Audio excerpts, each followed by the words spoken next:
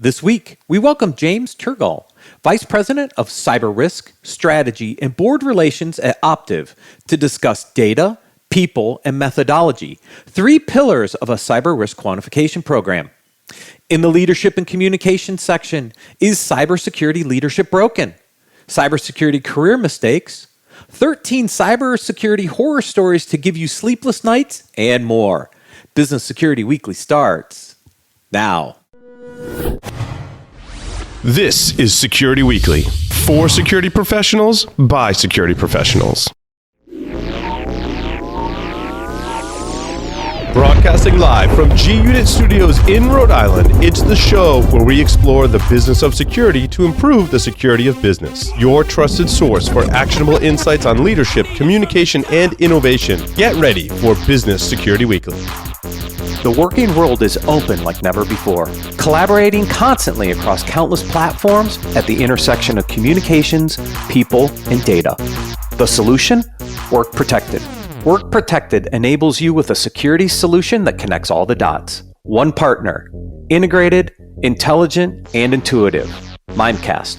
Work Protected with intelligent email and collaboration security only from Mimecast. Visit securityweekly.com/Mimecast to learn more. Managing and protecting the world's grueling number of endpoints, enabling Tanium's customers to see, control, and protect every endpoint everywhere. Tanium's mission is to provide certainty in uncertain times with the industry's only converged endpoint management, trusted by the U.S. military and the majority of the Fortune 100. Today, Tanium helps manage and protect nearly 30 million endpoints. Tanium, the power of certainty. Visit securityweekly.com/Tanium to learn more. How is your business staying one step ahead of cyber criminals? Secure your email, applications, network, and data with Barracuda. Protect your business and go from zero to security in no time flat. Whether your team is working in one location or many, Barracuda has solutions that are easy to buy, deploy, and use. Learn how Barracuda can protect your business against ransomware, phishing, and other cyber attacks. Visit securityweekly.com/Barracuda. That's securityweekly.com/Barracuda. Barracuda, your journey secured. Welcome to Business Security Weekly. This is episode number 283, recorded October 31st, 2022. Happy Halloween. I am your host, Matt Alderman. Joining remotely are my co-hosts for today. First, Mr. Jason Albuquerque. Welcome, Hey, Jason. Matt. Hey, we had a good day of football on Sunday. I know your Browns are playing tonight, but at the end of the day, Patriots won. Cowboys won. Not too bad. Broncos won. Broncos But won. the Browns will lose tonight. I mean, it's just... You think so? Yeah, Yes. it's just typical. Yes. And there's my second co-host, Mr. Josh Marpet. Hey, Josh. Hey, how are you? Pleasure being here again. Yes, always fun to have you on the show. You bring such great insights, especially for this one. We're going to talk risk quantification, which will be fun. Give me 1 minute. Ooh. Follow us on LinkedIn for updates across your organization, show highlights, and more. You can find us by searching for Security Weekly Productions. James Turgall is the former Executive Assistant Director for the FBI Information and Technology Branch. He now serves as Optiv Security's Vice President, Cyber Risk, Strategy, and Board Relations. James has personally helped many companies respond to and recover from ransomware attacks and is well-versed in speaking with top-tier media. James draws on his 2 decades of experience in investigating and solving cybercrimes for the FBI. He was instrumental in the creation of the FBI's Terrorist Watch and no-fly lists. James, welcome to Business Security Weekly. Thanks for having me, Matt. Great to be here. Yes, and I love this topic. It's a topic near and dear to my heart. I work for a risk management company. I built one of the first governance, risk management, and compliance products under the Accuvant umbrella, which is one of the 2 companies that merged to create Optiv. So it's kind of a fun, like historical event here to have you on the show. Yeah. Yeah, it's just like a full circle thing. Yeah, kind of. Yes, in a very interesting way. Yes. Yes. So we're going to talk about risk quantification. And like I said, it's a topic that's near and dear to my heart because of some of my background in risk management, some of the work that I'm doing today. You propose kind of the 3 core pillars of how to build a risk quantification program. Before we get into those, I want to start actually one step back. Like, when do you know you need to do something around risk quantification and risk management? Before we put the program in place, like, what are the things that start the conversations for people to be like, yeah, I should probably do something like that?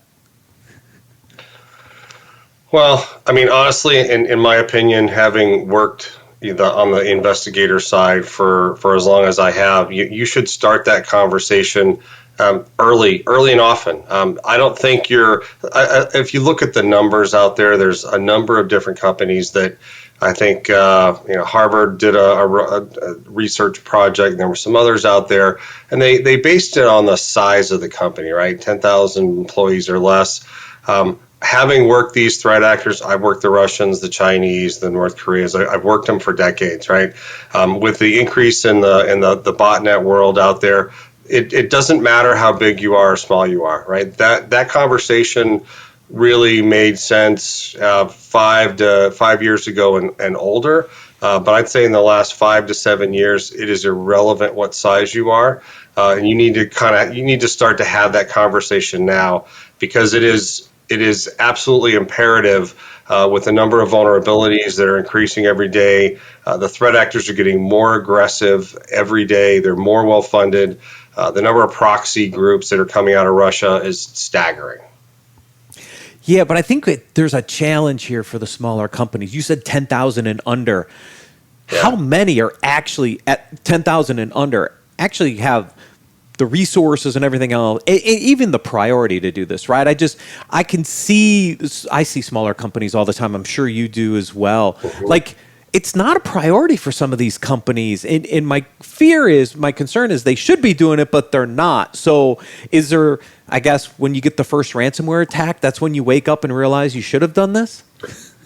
Well, so that's too late. And I wrote I was interviewed by a few media outlets and actually wrote a page and a half paper on this topic. And look, I know there's a number of methodologies out there, and I work with clients and try to explain this to boards of directors every day. And that's why I tried to boil it down in what I wrote and hopefully our conversation today on kind of this 3 pillars thought process of, look, risk quantification is hard. Even if you have extreme funding and you have the best and the brightest that are sitting there working your organization, and you've got PhDs and data scientists sitting there, it's still hard, right? It's still difficult, especially with your very large companies with complex ecosystems. So trying to boil it down to something that they could start, because that's the conversation I get from boards. They're like, look, this is in the too hard to do pile, right? Where do we start? And so I'm trying to find some way of getting them at least started with the conversation, the language, right? Let's get you to understand what ecosystems are and where your data is. I mean, really basic stuff, but then start to go to the people part and the methodologies. Yeah, asset management. Back to my asset management conversation. Back to that, the foundations, right? Now, speaking the language. Yeah, I got to say, speaking the language is a big piece, because it's so important that the board hear this conversation in words they can understand. Yes. And the only I'll be honest with you, the only words they can understand that I've ever come across well is dollars. Yeah, to put it in a P&L concept. And, one of the things, having been doing this as long as I have and had to testify in front of Congress and all of the war battle scars I still have from all of that, I tend to be able to explain things in a way that can boil it down to what is most important to them. Right, and that is trying to understand that concept. So if I can put it in the context of having been a CIO of the FBI, I mean, I understand the technological aspects of it. I understand the management piece and the leadership piece. And so a lot of times I put it in those leadership terms. Look, you as a leader, when I'm sitting as the CIO of the FBI, right, here's how I had to think about it. Right, you as a sitting board member, here's how you need to think about this. Yeah, you have to put it in context. Yeah. It's one of those things that say easy, do hard, right? And the do hard part of it is knowing what you have what the priorities of those assets are to the organization, and then how do you put some monetary number around that, right? If that system were to go down, what would it cost the organization? If you were to lose the data, what would it cost the organization? If operations failed, what would that cost the organization? So the do hard part is knowing what you have and then putting some level of business criticality around that. You have to be able to measure how important that asset is to the business. Whether the asset's a person, a system, a set of data, whatever the case may be, you have to know what you have and you have to put some type of risk ranking around it. Yep. Yeah, no, at 100%. And understanding, having them, if you boil it down to those issues, because otherwise, right, you're trying to boil the ocean, right? And it's never going to happen because then it stays it's in the too hard pile. So, and I liken it to, look, when I was at the FBI, I had every professional services company, coming in trying to get 15 minutes of my time to sell me, the biggest, shiniest, newest object they had.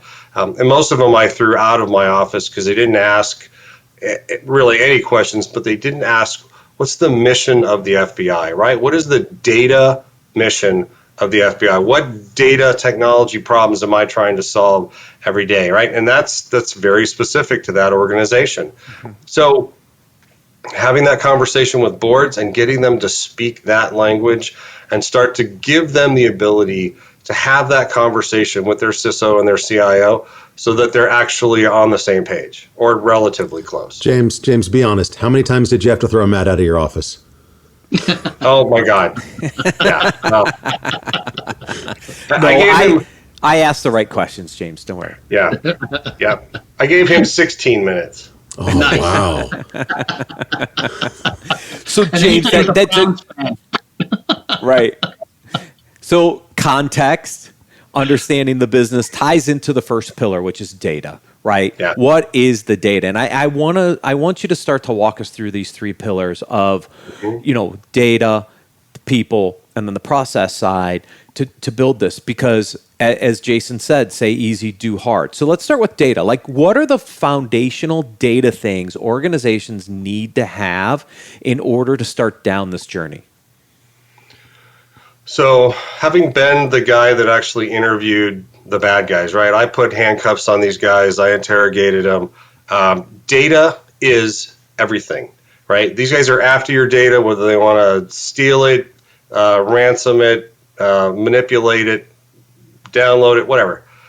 Data is everything. And so having a company, having a client of ours understand, basic conversations. I do a lot of wargaming with C-suites and literally ask the question, do you know where your data is? Can you tell me right now where your back office HR data is? Where is your, if you're a manufacturer, you have IP, where is that IP data, right? Data is everything. And something Jason said, right, tying the actual data to the mission, right, is really critical. And understanding the what are you doing, right? Where is it stored? Is it encrypted? Is it encrypted at rest or transit, right? Do you back it up? You back it off and put it offline.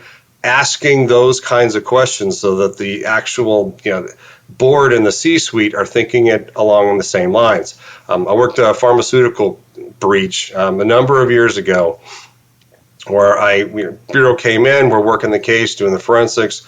I interviewed a number of people, but I interviewed the CEO and the CIO. And I asked the CIO, hey, what are the keys to the kingdom, right? What's the most important data you have? He said, look, we're a pharma, right? Formularies are most important. We spend billions of dollars on them every year, right? They're in that data center behind you, all locked away. I'm pretty confident they didn't get to it, okay? Ask the CEO that question. CEO pauses for like 20 seconds, looks at me and says, look, I know we're a pharma, right? I know we spend billions. He said, but look out the window behind you at that building.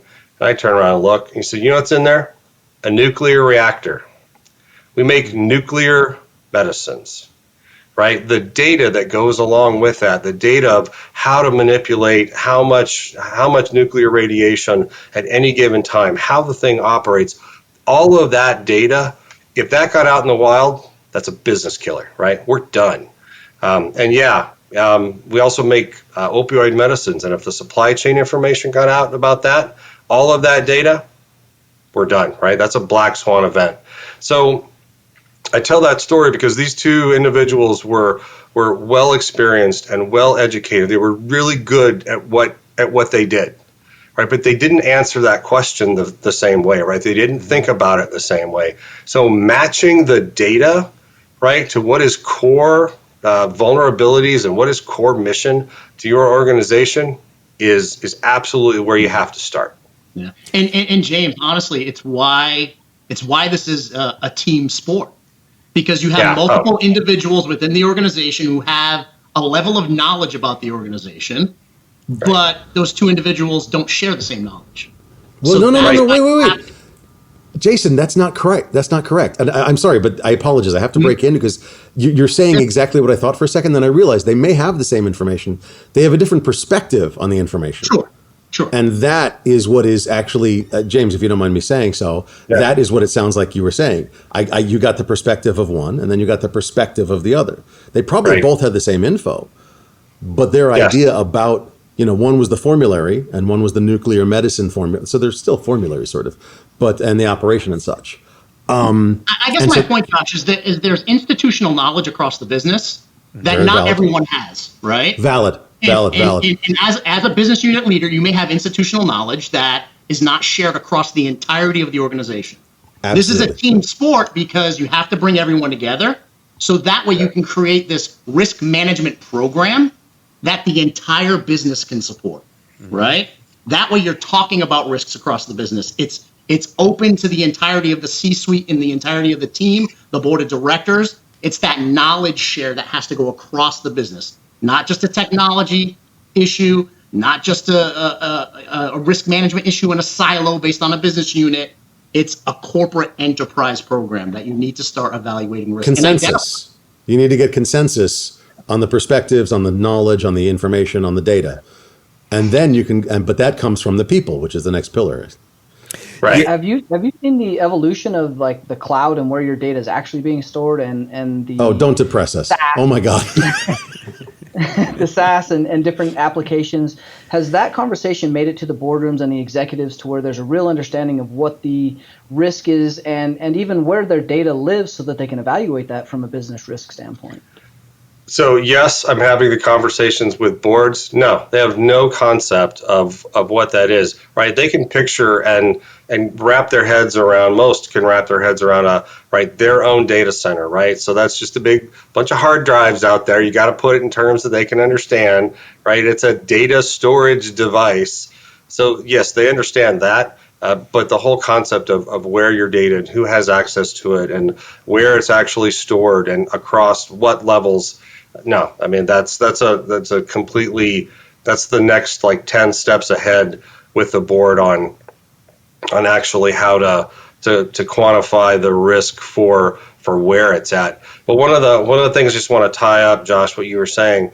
Yes, so once you're able to actually have them understand the concept of that data, I can then put that in a P&L conversation, right? Okay, look, here you've now identified to me the most important data that runs and is certain to the mission of your organization, right? We can put a dollar sign. What happens if you lose that? What happens if that gets locked down? What happens if, right? So I can start to quantify all of those items and all of those potential losses from a P&L standpoint once I've actually defined the data set. And that gets them start to talking like, okay, yeah, they'll start to shake their heads like, oh, okay, I get it now. You've done this a few times, haven't you? Yes. Well, then it leads into Yes, Jason's point, right? So now we start to lead into Jason's point. It's the people side of this, right? Because everybody has their own perspective. Everybody has their own purview to what's important, what's not important. And getting them all aligned is not as easy as it sounds, right? This is another say easy, do hard discussion because now you got to get people to think about all the data and the potential impact of losing any of that data. And I use the term impact for a reason here, is because in a risk calculation, impact is one of the factors that you have to understand, right, James? Yes. Yeah, no, absolutely. And we all know, right, we talk about it all the time, the people portion of the three-legged stool, right? People, process, and technology is the most important, in my opinion. look, I've worked, hundreds and hundreds of these cases, right? Every stack looks different. Every tools, what they're plugging or bolting onto their organizations, right, looks different. But the common denominator here is the people, right? And it's their skill set or its lack thereof. There's a process piece which goes along with that, but it is absolutely the people part which make this either crash and burn quickly or absolutely have an opportunity to be successful. And it's not just, it's pulling together the right people. Right. So I had 2,600 employees when I'm the CIO of the Bureau, 2,600 employees scattered all across the U.S. And in some of our legal attaché offices all over the world. Right. Everybody has access to some piece of that pie. Right. And so getting the right people with the right data on there is really the critical part. The skills gap, we all know it. We all talk about it. I have, having to compete with private sector money, right, to get IT and get cyber acuity skills in the FBI was a horrible thing to do, right? I mean, we were scrounging for people. Yeah. Now we get to the fun part, methodology, because there's lots of different risk methodologies out there. Like I said, when we built Control Path, which was a spin out from Accuvant back in the day, we had our own kind of methodology algorithm that we used in that product. We now have NIST with risk management framework capabilities out there. We have FAIR, lots of different risk methodologies. So this methodology section is not for the faint at heart either, because now you got to decide, now that you have your data and your people aligned, now, which methodology am I going to use to create consistent risk quantification out of? So where do you start with evaluating the different methodologies?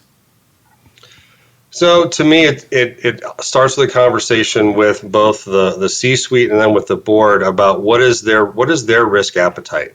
So having the board explain, well, one, if they actually have had a conversation inside the organization as to what is their risk appetite for either the data, right, that comes up to them and making those kinds of decisions, and then actually deciding, right, risk is a very broad term, right? Is there cyber risk, there's compliance risk, there's health risk, there's, right, brand reputational risk, right? And I can point to individual losses of certain types of data that hit those areas, right? And that means different things to different companies because of what vertical and what industry they're in. Are they the pharmaceutical example? And so the methodology to me really is, let's understand, what industry you're in. Let's understand, obviously, where your data is and who you have working on it. But then let's utilize the right methodology based on who you are and what you want to accomplish. And Matt, to your point earlier, right, this is hard and expensive, and most corporations haven't even started yet. Yeah. I'm Matt, do you mind if I take us on a little bit of a tangent? I mean, similar, but sure, so go for it, Josh. You do that well. Thank you. I've been working on risk quantification for a little while now. I'm trying to put together a group to work on it, actually, because there's a problem, and it's all Tyler's fault. Just to be clear. So, for decades, literally, we had pen tests as point-in-time exercises. And every good pen tester, like the really good pen testers, know that it doesn't matter. Because 5 minutes after Tyler walks out, having broken into everything, and then they fix everything, and a developer commits code 5 minutes later, it's all over again, right? And Tyler's like, that's cool, because I can get in again. Yeah. But the problem is that risk quantification, and now we're moving towards continuous pen testing, at least on some of the lower level automated stuff, which I think is great, okay?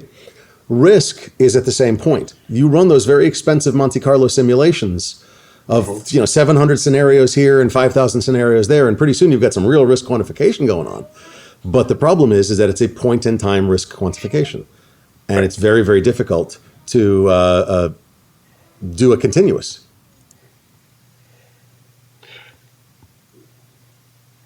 Yeah, no, it absolutely is, and the other, where I would go with that. So the part of the conversation that leads, Josh, to where you were going is what is that What is that future state? Where is the organization going? Because I can pen test at a moment in time, and it gives me that pinpoint idea.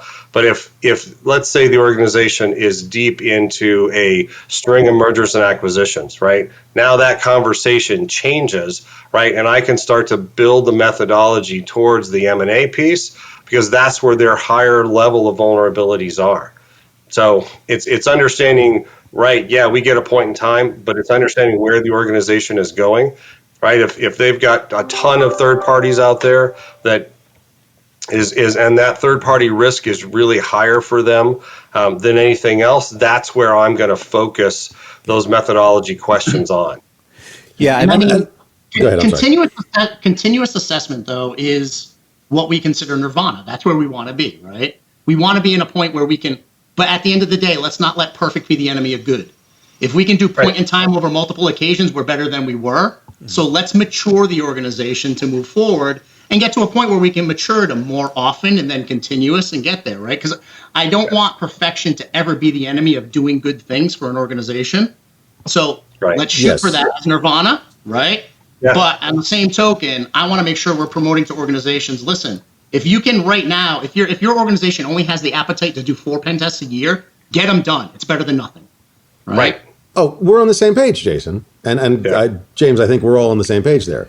But I think, the goal is to have, as you said, it's the nirvana. It's to have the continuous risk quantification. I've sort of come up with a name for it, dynamic risk pricing, because that's what it is. Yeah. And it's a problem.